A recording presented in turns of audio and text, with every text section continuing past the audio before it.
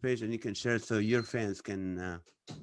You look so beautiful, Tim. Still. I was gonna say you look good, man. You look Uh, you yeah, look but really healthy. I had to pay for that. You're doing it for What are you free. doing? Are you doing seriously? What are you You know what I'm doing doing? externally? Externally, I'm cutting the Like, carbs and the gluten. oh, how long you been doing that? Since end of August, and I feel so good. Honestly, Yeah, I lost like 10 pounds, but now with the quarantine, I'm still balancing it. it But doesn't matter. Nobody gets to see anyway. yeah, I just Like, came from Dallas yesterday.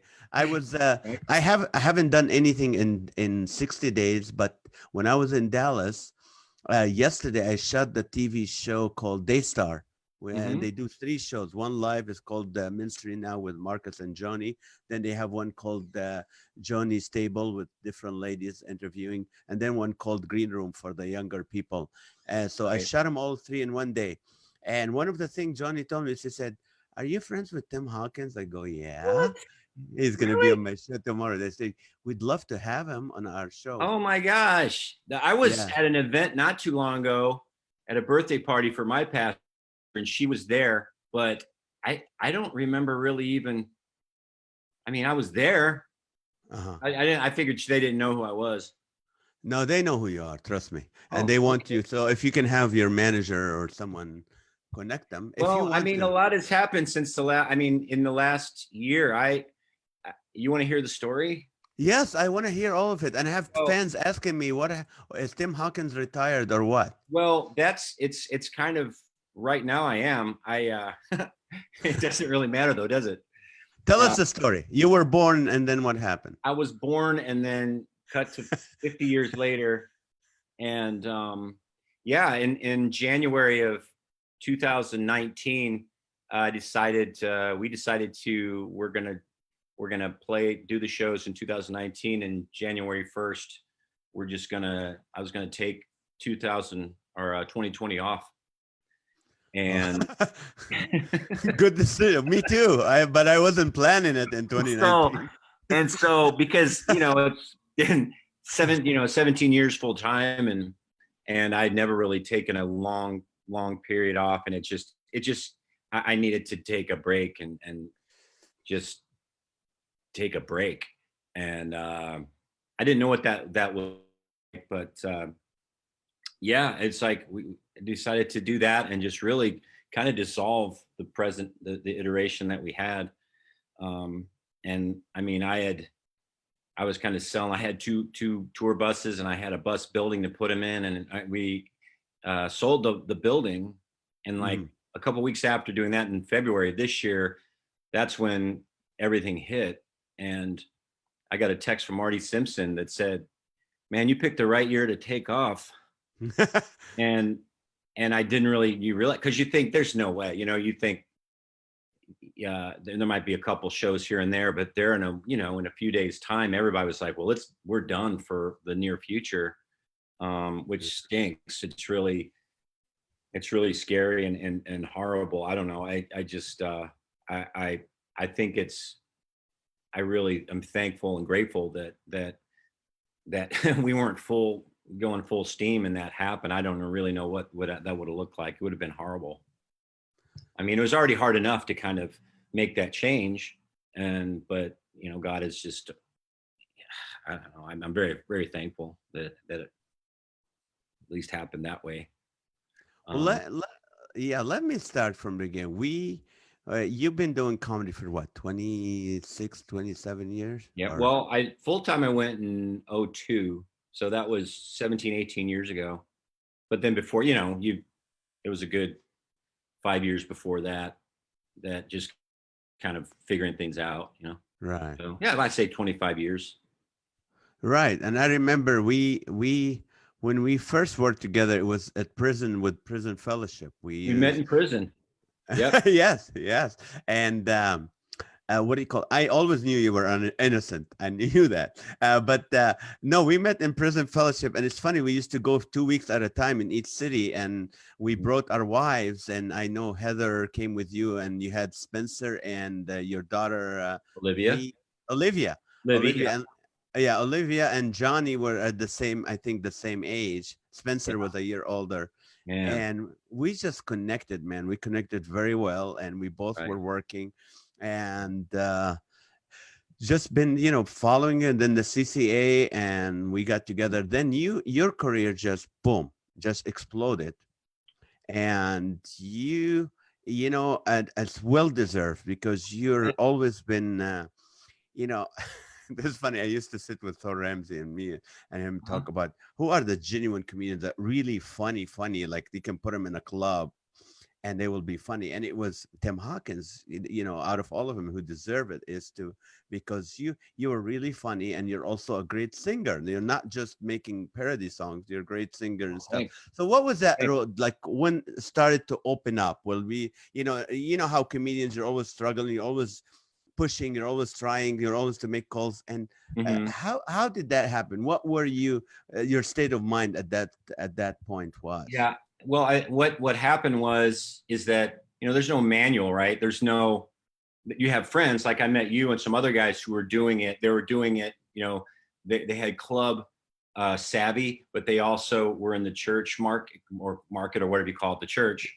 Yeah. And there were really few guys that knew what that was like. So a lot of us, I mean, we had to kind of learn it as we go. And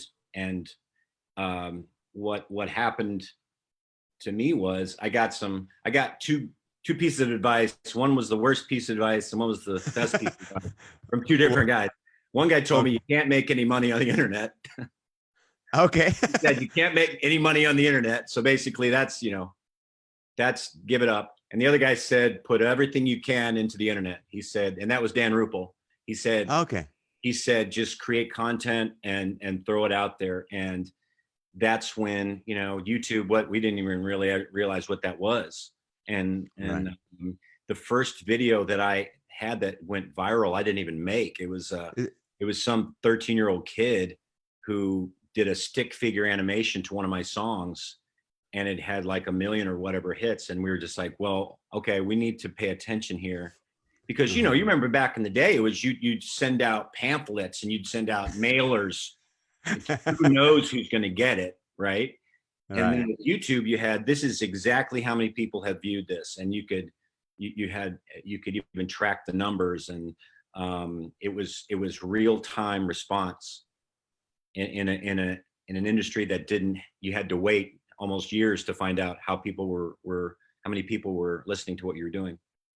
So with that leverage, I mean, we just said, let's just put it out there. And I remember before, when YouTube was out and people were starting to film shows, they would come to the shows with their cameras. Uh-huh. I would get uptight about it like every other comic, and I would say, get mad about that because they're stealing. Once I realized that the pure nature of YouTube was total promotion, and it's like comics, they'll say, well, nobody knows who I am, right? Nobody knows who I Right. am. We'll put your DVD out there. Well, then they'll know who I am. It's like that's the secret, was letting people not only put your stuff out there, but put their twists on it and make almost a new piece of art. They'll take your, like they may put animation to it. They may edit it in a certain way. They may comment on it. And that was the engine of what I did, of our whole company. And so we actually had like an introductions, we do our shows, and we'd have the guys say, well, you can take video and whatever, but you got to promise when you go home, you'll upload it, to Facebook and YouTube. And everybody's like, yeah. They're just, so thankfully we learned that lesson early on. And it's just, it's just an amazing leveraging tool for promotion. But I mean, I gotta give you the credit. It's like not everybody who uploaded to YouTube went viral. It was the quality Right. of your videos. You started with what? Jesus Take the Wheel, Yeah, the it real was Cletus like Take one of the the Wheel. early ones. But yeah, Cletus Take the Reel, the Chick-fil-A video, like the homeschool video. That was the first one I think that we made. I believe either that or Cletus, but especially the homeschool video. Oh the yeah. homeschool family, because the guy, our video guy, he didn't even put it on YouTube. He just forwarded it to a couple of friends. And the next day, my brother's like, "Hey, Google homeschool family video." And and it was just page after page on Google. It's just exploded within the homeschool community. And Right. that was one of the secret side when I talk about going viral and the nature of YouTube. It's like I found out that there's all these subcultures. There's all these, you know, people who love Chick-fil-A and homeschoolers and whatever, people who like to fish, you know. Hmm. And once you do a video, they're just like, oh my gosh, you know, you got to see this, and it just explodes within those communities, and they kind of cross over into one another. And I mean, I'll have videos from, you know, the things you don't say to your wife song, and somebody will see it. Like a couple years ago, somebody just saw it for the first time, and they put a little, you know, hokey little thing. Every wife needs to see this or whatever little sign on it, and just forwarded themselves, and it hit again. You know, so then I started doing in the shows, you know, again, and it turned into like there's like almost a greatest hits feel in the shows, where instead of me having to do everything new, you know, it's got to be new, doing some of the old stuff, and it just changed the feel of the shows. So that was really a lot of fun. Now, you know what? There's two questions, and I asked Sean the same thing. What is it like to go from a comedian who's like, I know, remember we used to sit and pray and say, Lord, just open the door. We don't want to get day jobs again. We want when the market's right. And what was it like to be able to write comedy without having to worry about the finances? I mean, a lot of comedians always, there's these two questions. This is the first one, is like, what is it like to be able to be in a place where money is not the issue? So, but to you, what is motivating at that point Mm. to you? Well, there's lots of things that motivate. One thing, it helps when you have people like on my staff that kind of, I didn't have to worry about other things like the details of shows, or the website breaking down, or, you know, paying the phone bill, you know. Right. It kind of freed me up to, and I never felt pressure to write, because that's just what happened anyway. I mean, that's the way I lived my life. It was I the thrill of chasing that new bit or chasing that new idea. I just enjoy doing that, you know. and and doing that in a financial, for that's I can't really still even fathom that. It's just that I happened to create an act and material that people really liked, and some of those, and a percentage of those people would buy a ticket to a show, and see the live show. But it's incredible. And but you know what, Nas, it's like we worked really hard. It's like I worked for 10 years performing for a meal, or you know what, Right. or $50 here, $50 there, or hey, can you do Right. this at 2 o'clock in the morning and for our youth, or do this celebrate recovery meeting, and sometimes you get paid and sometimes you don't. And I remember Heather and we would like just go from gig to gig. I mean, it went from, you know, at one point I was doing maybe 10, 12 gigs a year, right? Mm, And I'm working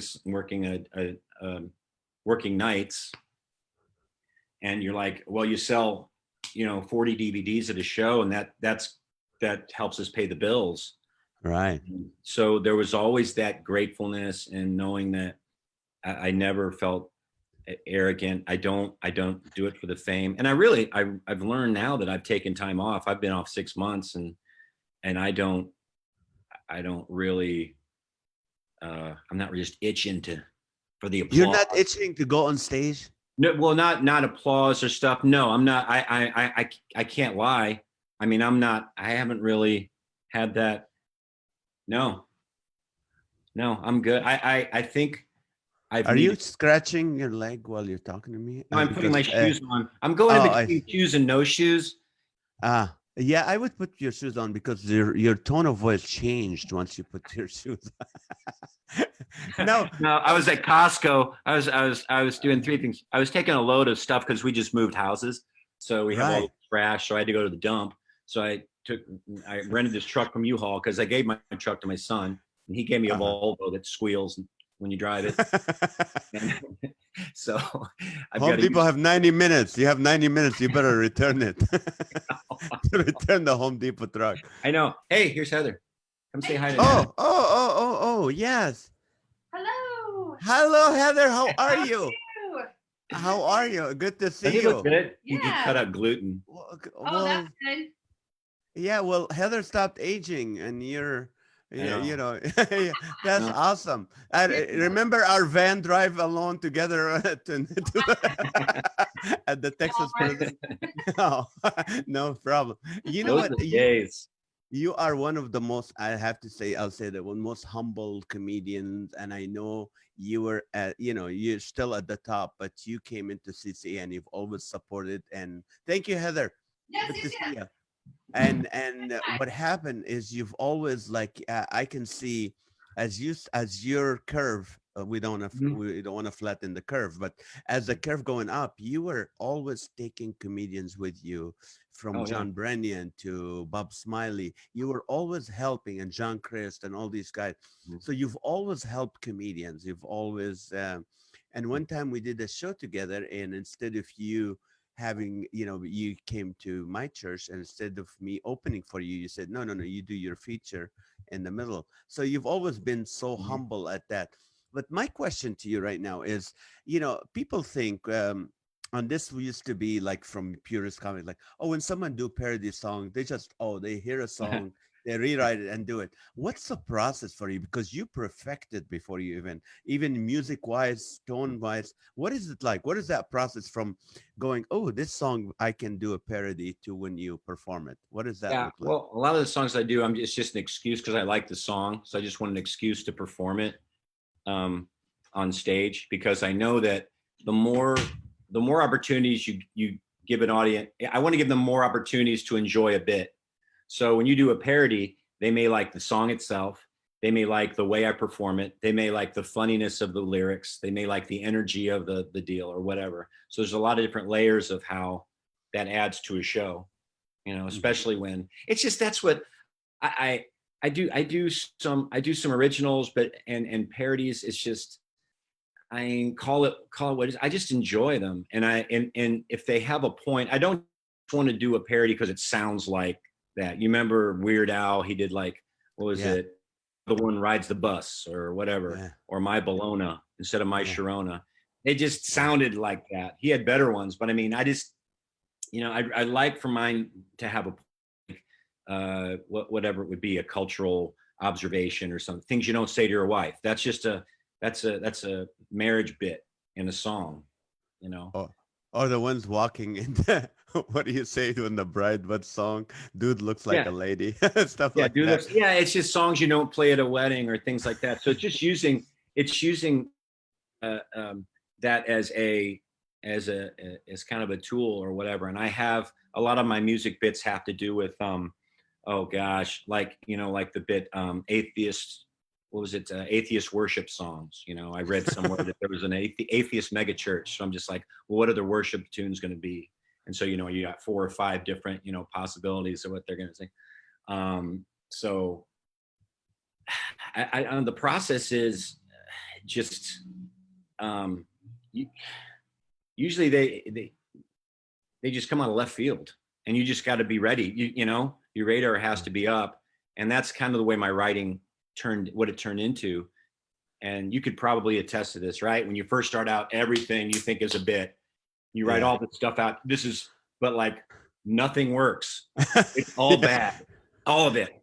And then you Yeah. get to the point where I'm just going to live my life and then let it happen and make notes. And it just happened a couple of days ago. My Spencer and I were talking about something, and he said something. I was like, okay, that's funny. That would work. And you just kind of have a better sense. So I guess more of what I write now, I don't write as much, but more of what I write is at least has a chance, to go on stage. That's So and that's just my thing. I get more inspiration from music than I do from comedy. Like I want to bring that energy that I feel from listening to music to this to the stage, you know. Now, I just want to say this to people who, watching and comedian. You can go an hour and a half without even singing a song. You're a comedian, and you're observational. You go to the audience and you can go 20, 30 minutes with the audience. Yeah. But let me switch things on you. And because this show is about, podcasts, we're being real as Christians, even though, we are Christians, but this is a real show. Now, during the times where you were not struggling, but you were just pushing as a full-time comedian, all that, Heather gets sick. Yeah. And I think it was public as she went through cancer and all that. What was it like for you? I mean, I know probably it was very difficult for you to be with her, to be on the road, trying to do comedy, trying to be creative. What was that like? Because I know there's some people now, especially entertainers or speakers or people who travel normally, that have that situation. How did you handle it? What do you say to them?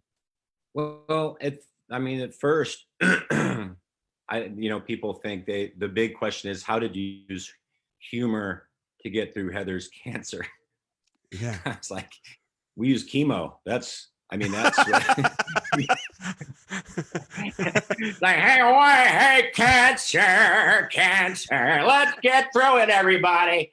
Like, the first week I was in the fetal position in my closet. I mean, I was scared out of my mind, and just how you get through something like that is the brain.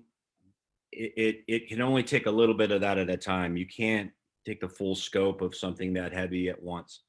So I think you just take it a day at a time. We got educated. We had the real church showed up, people who just showed up every day, just with some kind of support.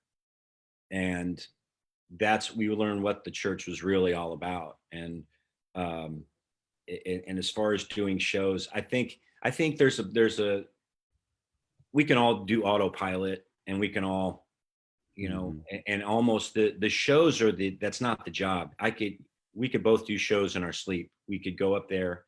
And you don't want to do that. I mean, you want to be present, right? Because that's the fun. Right. You want to give the audience that you want to be there for them, and you want to be in the moment, and not just, you want to really want to connect, and the fun things happen when you're present. But it's just not easy. I mean, somebody asked, and you've been asked this 1,000 times. I mean, they ask you, how do you balance life on the road with home? And I've been asked that, and one of my, I was in an interview not long ago, and somebody asked me that, and I was like, there is no balance. And I think that's kind of an arbitrary bar that's just high, or it's just too, I just don't think it makes much sense. I think our lives are all about movement, and there's balance, but you have one another, right? I mean, that's what the Bible says, right? It says your brother or your spouse, whatever, they're there to help you just keep going forward when we lose balance, and but then you throw something like a physical illness in there, or and to be honest with you, Naz, I mean, my career, it hit a point where Heather and I separated the end of 2018. We're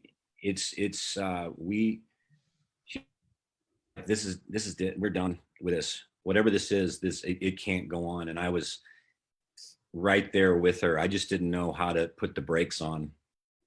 And I'd lost, I think we had the systems in place, and we were a well-oiled machine externally, but I had I call it spiritual infrastructure. There was nothing there the why was not there anymore. And this is my fault, is that I was giving my family scraps. And it was just the garden at home was just dying. And so, so that, so what do you do? I'd rather, I mean, when you make 1,500 people just scream and standing ovation. And the next morning you come home to a wife that's like, okay, he's home, whatever. I mean, I'm not doing that anymore. So, but once again, I think that God has his hands on this, and whatever the next step looks like, it's cool. Right now, I think he just wants me to rest and to figure, find out the why again. And the why in comedy, or the why in life, or really, marriage? Really everything, like a holy balance. I think a human balance, I can't find it. I don't know what that means.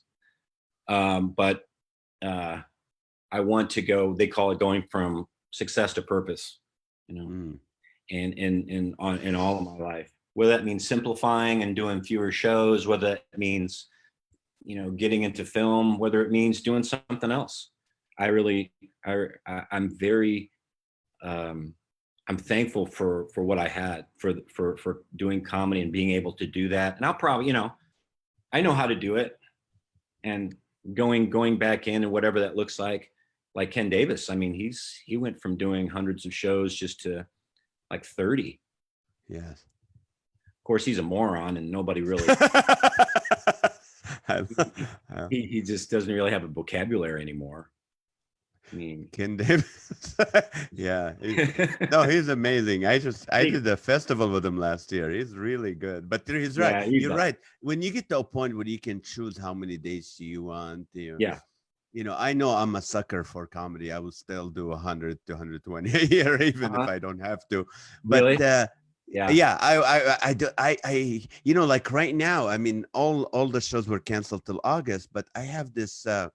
So what I did is I started a nightly show on Facebook Live on my personal page, which is it's not me being a comedian; it's getting the audience to be funny. So I'd ask the question like, "Hey, what would be the worst name for a plumber?" And people will come up with names and stuff. So they're laughing, but at least I'm going. So yesterday, when I went to Dallas, I ended up, being treated as a comedian again. They come you, they pick you up from the airport, put you in a hotel. I go, I miss that. So, but let me ask you this. You mentioned something about maybe film, maybe something. Now, first of all, I want to let the audience know, where are you at now? How is the life with Heather, with the family? You're a grandpa now for the first time. I'm a grandpa, right? We're together. I mean, we're all together. The nest empties really quickly. I mean, Spencer's married with a kid now. Olivia got married last year. Oh, she did. Yeah, her last name is Grass. Olivia Grass.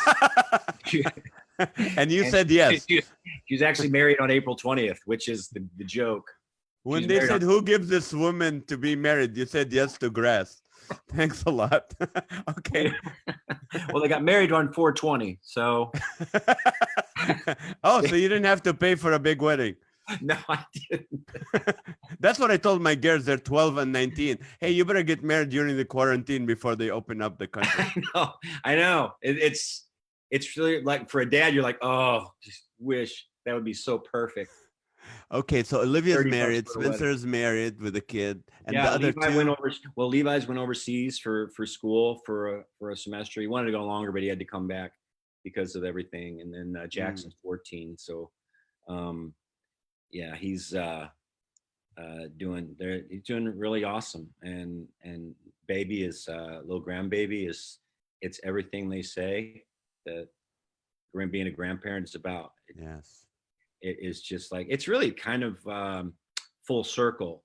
You remember what it's like when you were the parent, and just seeing that it's just the circle of life is a real thing, and it's really beautiful. But yeah, things are going well. Like I said, we kind of downsized. We moved into a place closer to the city that we really like.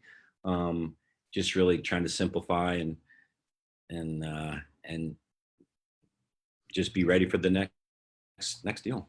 Now, you said something about, okay, you're open to do films or the next step. Now, I remember at one point you were offered to go mainstream, to do, these big nightclubs and stuff like that. And you said no. Mm-mm. That's interesting.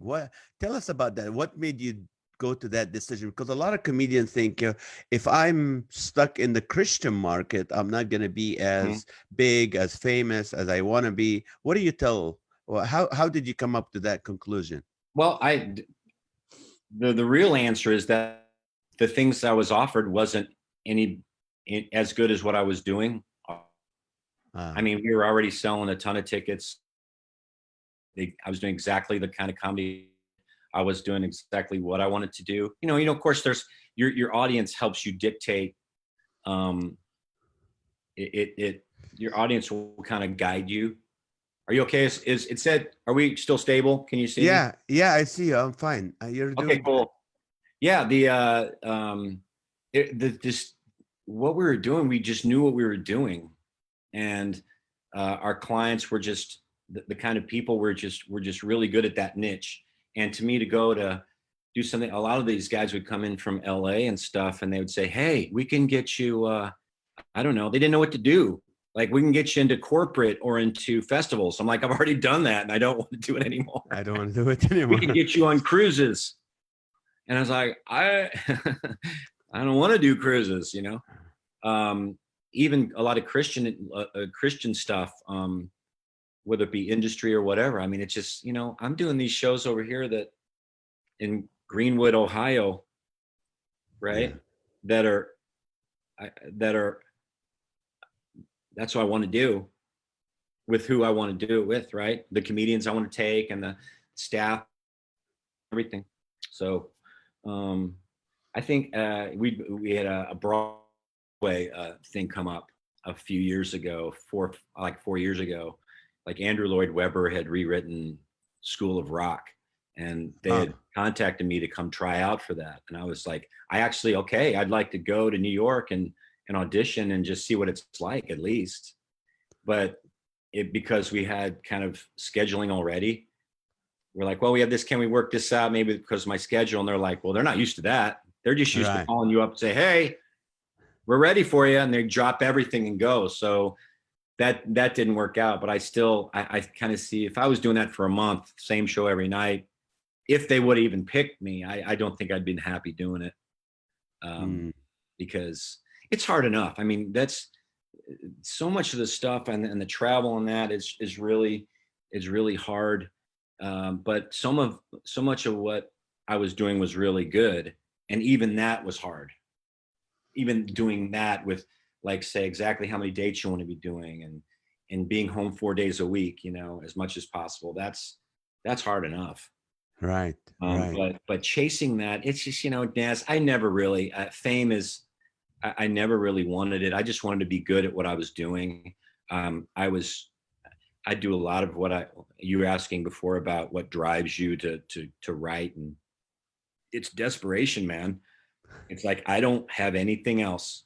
I've worked a lot of different jobs, and I know that road. It's not easy, Right. and I found one that will have I can make a nice living at, and that I really love. I love making content, and I love writing and being creative. Um, but I just I think it's just making good art. I think that's what I really want to be involved with. What that looks like, writing with a team of writers, like creating content. Making. Uh-huh. I would like to go into film. I think that makes sense. It's like um, um, taking something I do know how to do with something I don't know how to do. Doing like comedy writing or performing, and taking that Tell to a film. film. That'd be Now, fun.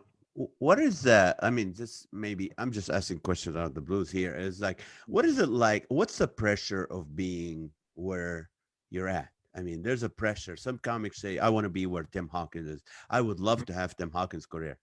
What's the pressure? What's the negatives of Of wait, of pressure from other people?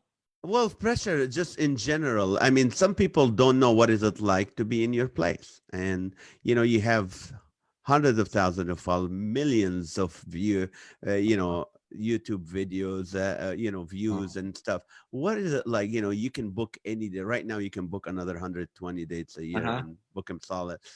What is it like? What kind of pressure is that on you The other, personally first? the only pressure is The biggest pressure is just the emotional toll that it takes on you, the pain, the emotional payment when you go up in front of 1,000 people a night for 20 years. That your emotions go somewhere. Your body deals with it somehow.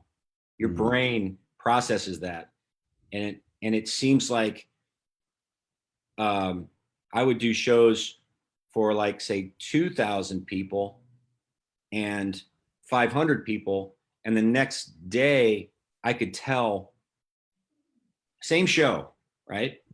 Same Right. show, and I could tell more of a tiredness after the big show. And I realized that there was just emotional drain, like going into prison. Remember going into prison? You'd come out of there. It was a good thing that we did. It just felt good, but you left and you're just like heavy, just drained, because emotionally you're like, those guys, they're still there in that hole. And it's similar. It's in a way that's similar to doing shows. You're giving out, you're emoting, you're giving part of yourself. And that's the biggest pressure, is finding that, getting revived and getting refreshed. I'd have ideas. I get to the point where I'd have ideas. I just didn't care. I didn't really want to write anymore. I didn't want to pick up the guitar anymore. I didn't want to sit down at the piano anymore. It's not because I didn't love those things. It's like, my cup is full. I don't have any other room to put in there. I got to empty it out. Right. So that's where I'm at right now. Just the emptying stage where I can come back to it. And I really, Naz, I really like what you're doing. You're helping us and you're reaching out and connecting, which is awesome. And I would like to do the same thing, as support other performers in any way, or just people in any way. I mean, I've learned a lot of things just from reconciling and counseling, marital counseling, things like that, how to communicate, how to an emotional intelligence, how to communicate on an emotional level, not just try to fix everything with my wife or my kids, but really get into the feeling and finding the need. And how did that happen? Go ahead. Well, it happened through,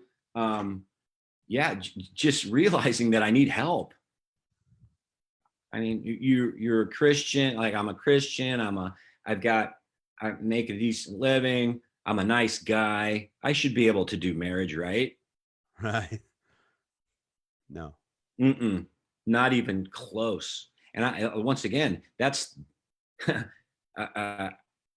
nice has nothing to do with it. Nice guys get divorced all the time. Right. Nice guys do bad things. Oh, I know. But what you bring people in, what you bring, it's so great. Counseling is so great because you get these objective voices that come in and they've seen these patterns, right? That's what they do. They're trained to find patterns. Christian counselors or regular counselors? Both. Mostly Both. Christian, Mostly Christian. And some are better than others, and books and things like that. But I was in like one of the things, I was in a counseling session and I was saying something about arrogance. And I said something like, and then arrogance came in. I don't know, I was doing okay, but then I could feel arrogance, coming in. My counselor was like, wait a second, like arrogance just walked in the door. Like, oh, hey, arrogance, come on in. No, it's like I was arrogant, or right, taking ownership for really for poor behavior or poor choices, and it's not fun. It's not fun putting yourself, getting in the dirt and realizing I have just messed up and made poor decisions or been selfish or whatever it is. But that's the only way to grow, really. And once you realize that, it's fun. And now, I mean, I'll have, whether it's with my wife or with my kids or whatever, and instead of jumping to defend myself all the time, making sure I'm right, I'm right and I'm nice. I'm going to the feeling and the need. I'm trying to figure out what is the need here? What does this person need? And a lot of times it's just you're creating that space of true compassion, right? But And isn't that the outcome or the side effect of what we do as comedians? For example, like, you know, I struggled with that too. It's like you go to a show, you walk in, they have someone who's always like, hey, I'm gonna be your assistant, your bodyguard, you're this for the duration of the show. The evening you're treated well, you go on stage, you got a 2,000, 3,000 people applauding you, you finish the stage, you know, hey, where are you gonna go to dinner? We have dinner ready for you at this restaurant, and all these people want to come, you're signing autographs and stuff, and then you get home and the wife goes, well, the sink, you didn't fix the sink yet. And yeah, you know what I mean, and then your kids, you go, you're not funny, you're not funny, that's not funny. And isn't that part of that or no? oh, absolutely. That's a good part of it. I did a show. This has happened twice where Sunday night you do a show, deafening ovation, just deafening. You're just riding that high. You're signing autographs. You're selling merch. You get on the bus. You know, you get on the tour bus. The TV comes down. Yeah. You're playing Nintendo Switch. Then you get home, and I'm telling you, not 10 hours later, your hand is in the toilet because some kid has shoved like a bar of soap. One of my kids, a bar of soap in the toilet. So I'm just like this. And it's just, you just look up and you're like, yes, this is good. This is balance. Oh, call it whatever it is. I, you know, I've been around too many years, including myself, backstage, and you're like, we're just regular folk.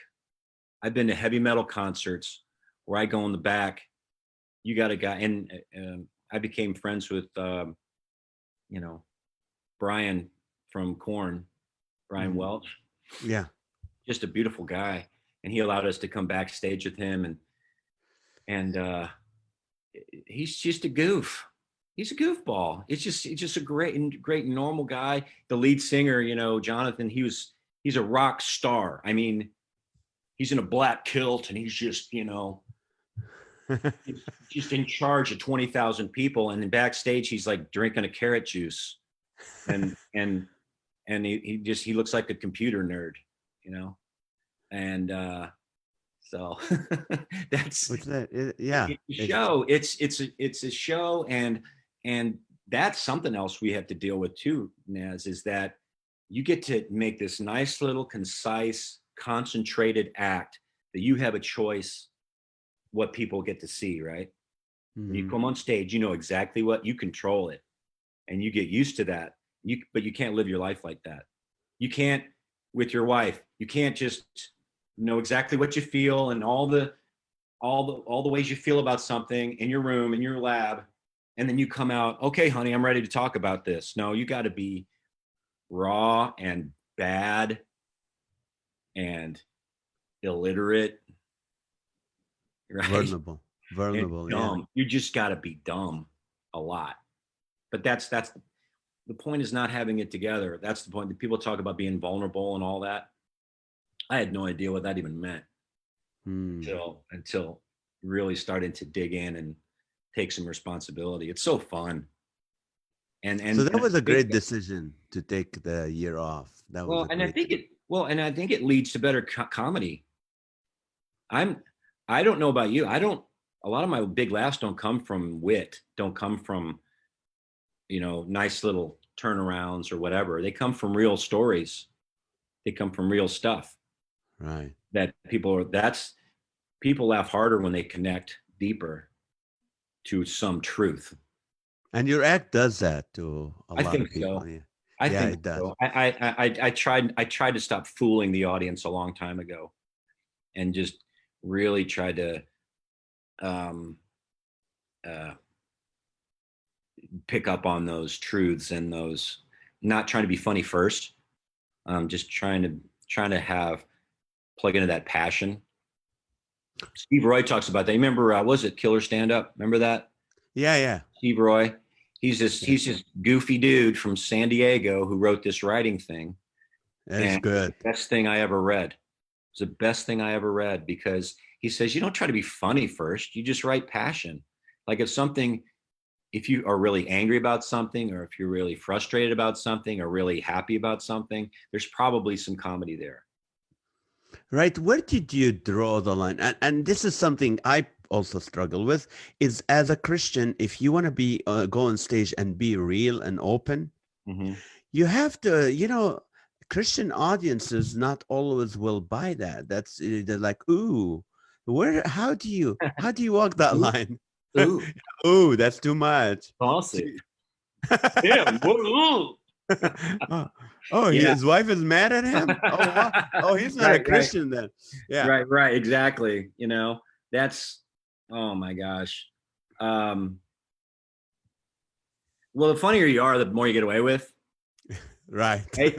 And the truer it is, the more you get away with. He's like, well, it's true. I in the church, I never did doctrinal stuff because you're just dumb if you do that, because then you'll have Right. people hating you, right? Right. Right. Like you talk about the Trinity or whatever. Yeah, but it's also I look at it this way: the churches, there's a framework that you have to work within. There are Right. certain areas, if you cross the line, you're just not making a good move. There, if you're just pushing the envelope, you're going to come with me. I'm going to start cussing because, you know, you need to start. That's the way the world is, and that's not how it works. You have a beautiful framework and a beautiful boundaries, just like the clubs do, Yeah. just like corporate. Hey, corporate stuff, you got to be cleaner than you are in the church most of the time.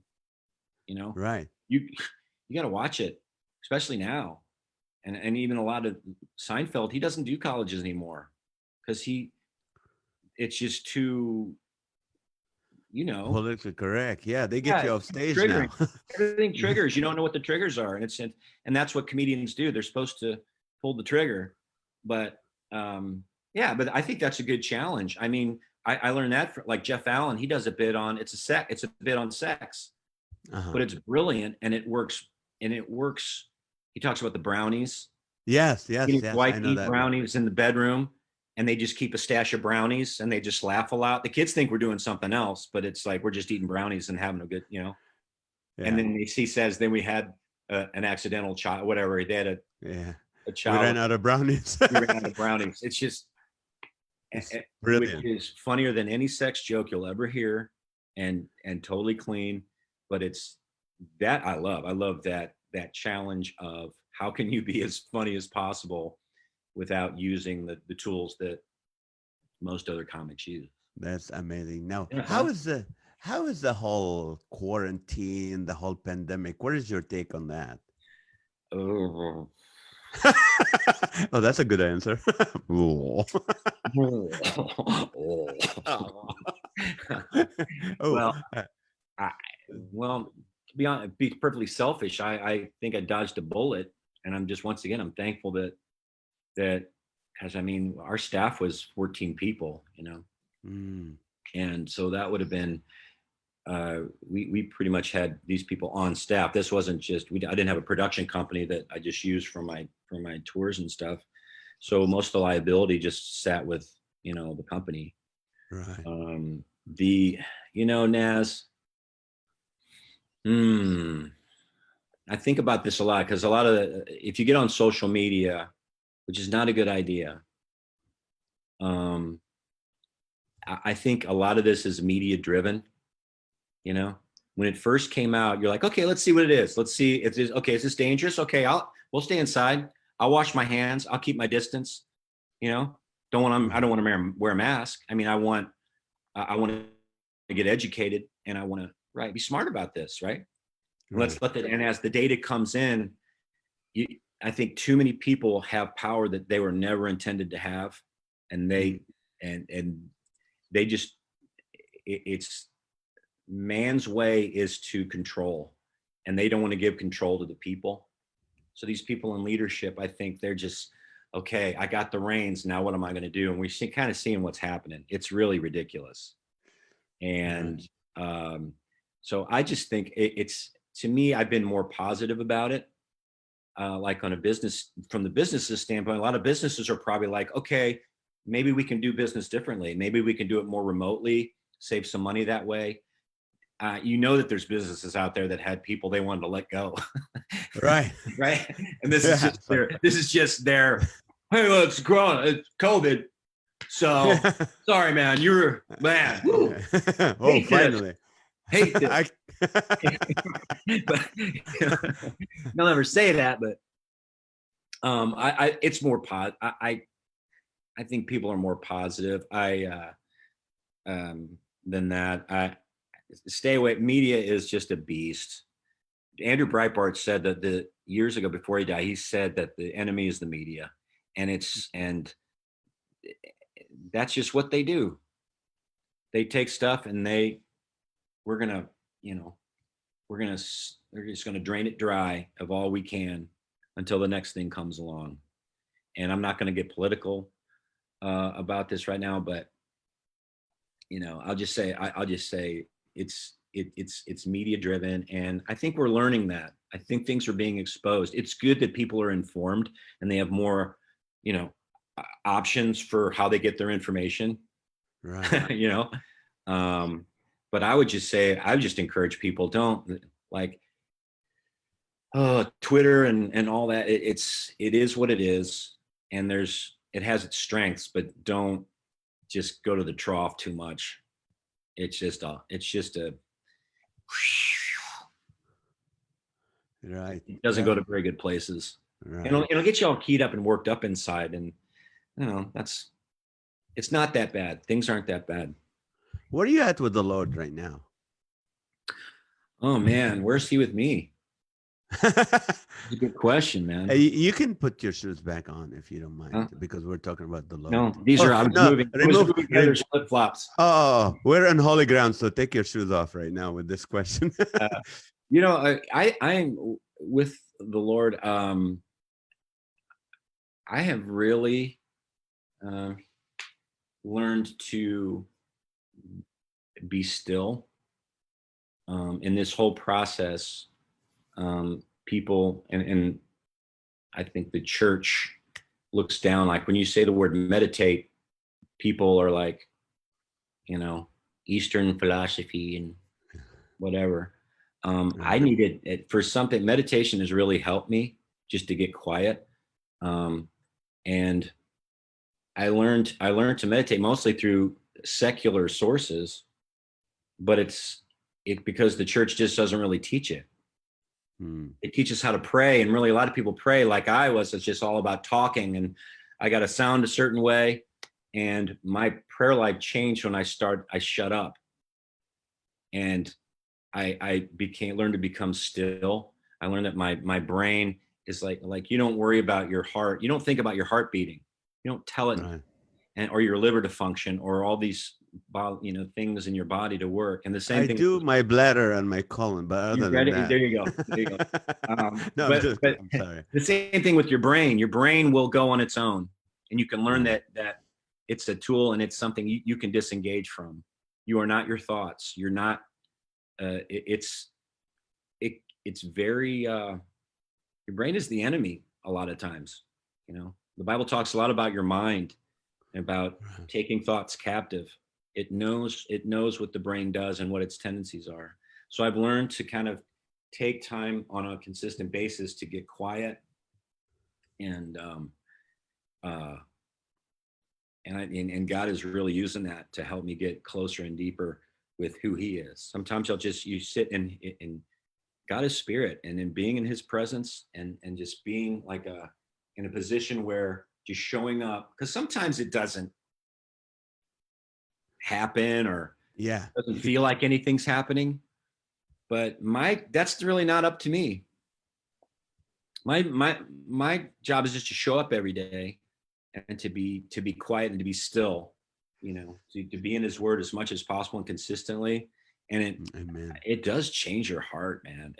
That's the cool thing about the word is that the more you're reading it, because there are days I go and I don't read the word, and it's just but when I'm in the word, and it doesn't have to be long Instagram Bible studies and doing the process, and making the coffee and writing it down, but being consistent. And because there's creation, there's consumption. That's one thing I really learned. You create or you consume, right? And we're creators. We're comedy people. We come up and we create. We're creative. But what was happening was when you don't have that spiritual infrastructure, you don't have that compass, then the creation starts to consume you. I was listening to this interview with Pete Townsend of The Who. Yeah.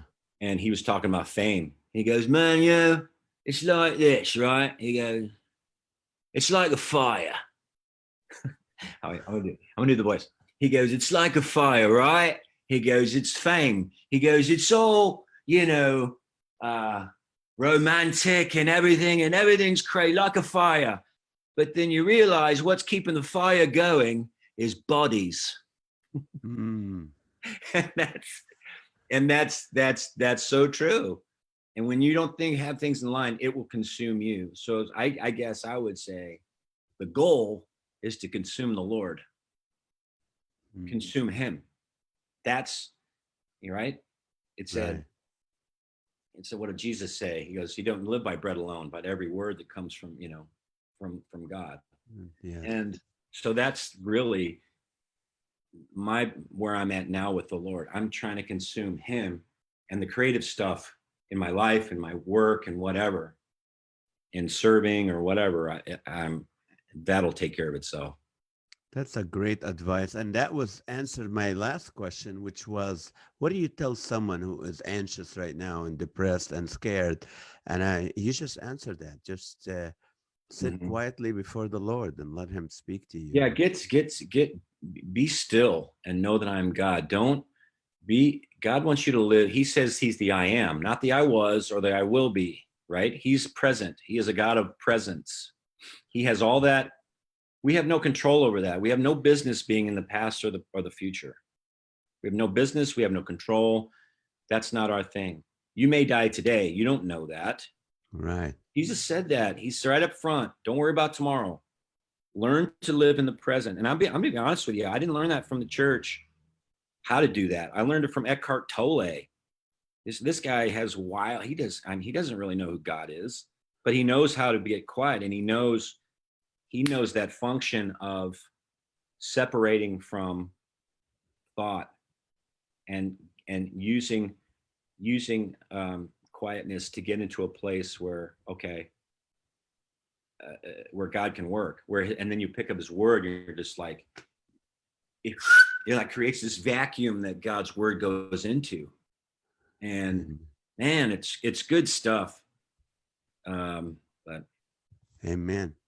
Well, I have to have a last question. What do you tell a young comedian who wants to be? I want to be Tim Hawkins one day. What do you tell a young comic wanting to take this career? Don't. That's what I tell them. Do not. Never want to be somebody else. You don't. Yeah. You just. I would say. Let's see. I get asked this. I'd like to come up with something fresh. But once again, I think it's similar. It's show up. It's hard work. I've been reading about writers, and I listen to writers talk about their, and it's nothing real that romantic either. It's just showing up. You show up and you do the work, and sometimes it's going to hit and sometimes it won't. Like with comedy, you're going to do, and 9 of them are going to fail, but it's worth getting to that one idea that turns into an hour, right? That you just have to mine. It's mining, isn't it? It's true. It's like mining in under the ground.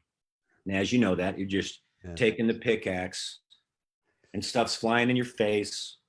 But this is what I do. I show up every day.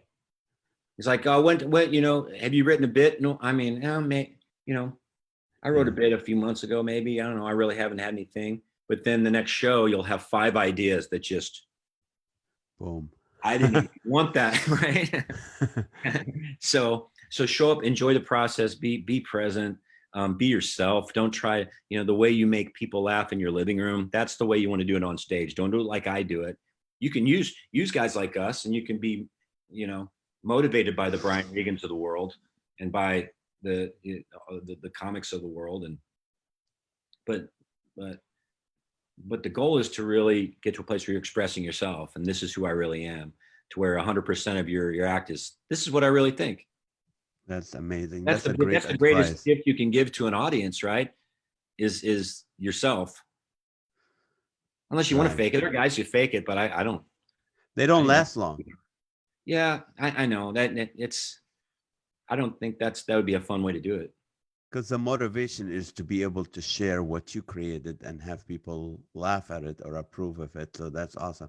Tim, I love you, man. I thank you. I appreciate your friendship. I know I always said I wish we spend more time on the road together, or to be, hang out more, but we're still young. We still have time. And hopefully when the quarantine is over, we'd love to connect again. Well, I love, and you're just have been a great friend and mentor, and taught me how to be more of a professional. And maybe this is a new thing for us. Maybe we can get together more often than we do, just because of, we've been so far apart, state and time zone wise. But just let me know. We could do this again, or. Would love that. Would love to do it again. Thanks for asking me to do it. Are you kidding me? I love you, man. I appreciate you. And thank you for sharing this with your friends, with your fans, and Instagram and all that, so they can see it. Absolutely. All right. God bless you. Say hi to Heather and your kids. Congratulations for Spencer. Right on, man. Love you, Keep it up. You look great, dude. Thank you so much. I appreciate that. Did you hear that, honey?